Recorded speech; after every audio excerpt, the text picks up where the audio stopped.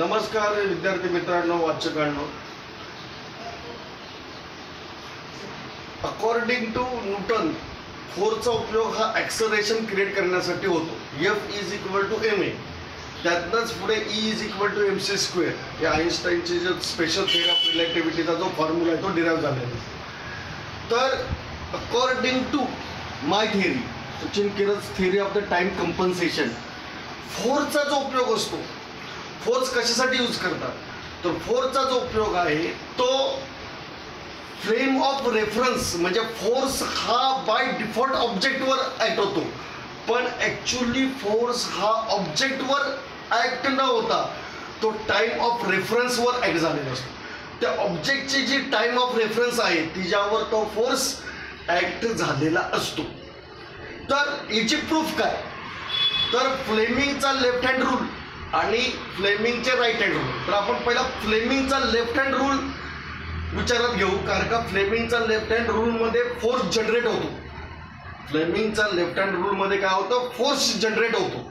तो सगळ्या प्रकारच्या इलेक्ट्रिकल मोटर्समध्ये हा रूल अप्लाय केलेला जातो. तर तो जो फ्लेमिंगचा जो लेफ्ट हँड रूल आहे त्याच्यामध्ये काय आहे की हे थंब आहे, हे फोर फिंगर आहे, हे मिडल फिंगर आहे. फोर फिंगर जो आहे हे mutually perpendicular to each other असतात. हे म्युच्युअली हे जे 3 ॲक्सिस आहेत, हे 3 ॲक्सिस हे जगातले सगळ्यात फंडामेंटल ॲक्सिस आहे. तर हे 3 ॲक्सिस आहे हे म्युच्युअली परपेंडिक्युलर म्हणजे प्रत्येकाशी ते काटकोनात आहे.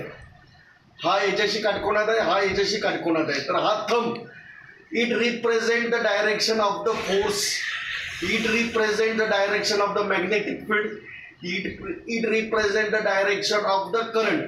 तर नीट लक्षात ठेवा, ही डायरेक्शन ऑफ द करंट आहे, म्हणजे हे इलेक्ट्रिकल फील्ड आहे, हे मॅग्नेटिक फील्ड आहे. ही एक फ्रेम ऑफ रेफरन्स क्रिएट करतं आणि हा फोर्स त्या फ्रेम ऑफ रेफरन्सला कसा आहे, परपेंडिक्युलर आहे. तर ही फ्रेम ऑफ रेफरन्स म्हणजे जी कॉईल आहे ना ती अशी वर उचलली जाते आणि ती अशी होते, म्हणजे तिची ही जी टाइम ऑफ रेफरन्स आहे त्याची टाइम ऑफ रेफरन्स ती अशी होते. आणि अशी झाली की मग तो करंट आपण आर्बिट्ररीली क्लोज करतो, स्टॉप करतो, ते सर्किट ब्रेक करतं. तर आपोआप व्हर्टिकल झालं ना की सर्किट ब्रेक होतं, नंतर ते ड्यू टू इनर्शिया ती फ्रेम खाली येते अशी.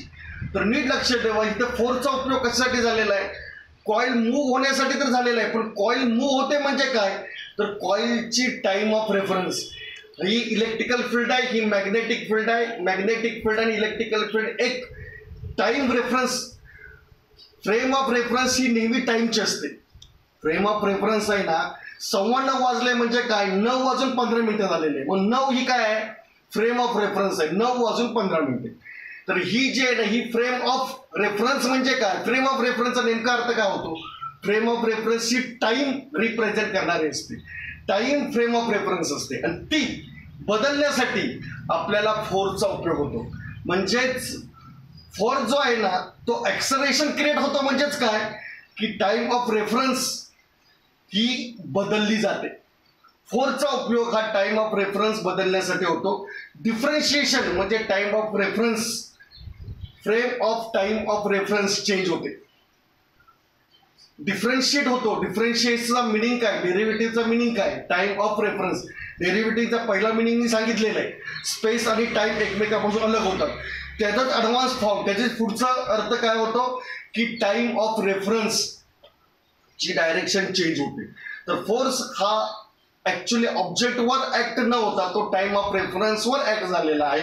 आणि त्याचा सन, मून, अर्थ आणि इतर प्लॅनेटचा काय संबंध आहे हे मी माझ्या थिअरीमध्ये डिटेलमध्ये लिहिलेलं आहे. तर वाचकांनी हे पुस्तक वाचावं ही नम्र विनंती. थँक्यू, धन्यवाद.